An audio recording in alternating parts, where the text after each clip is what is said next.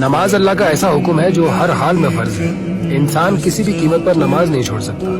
نماز انسان جیسی بھی پڑھتا ہو ہر حال میں پڑھنی ہے. شیطان وسوسے ڈال رہا ہے، دل نہیں کر رہا ہے، سستی ہے، آلس ہے، شیطان اپنا کام کر رہا ہے، آپ اپنا کام کیجئے، نماز پڑھتے رہیے. دل لگتا ہو، وسوسے آتے ہو، کچھ بھی ہو، بس نماز ہر حال میں فرض ہے.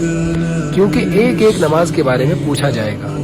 اور ہمارے پیارے دین میں نماز کی ایسی اہمیت ہے کہ حضور صلی اللہ علیہ وسلم نے فرمایا کہ نماز پورے دین کا ستون ہے.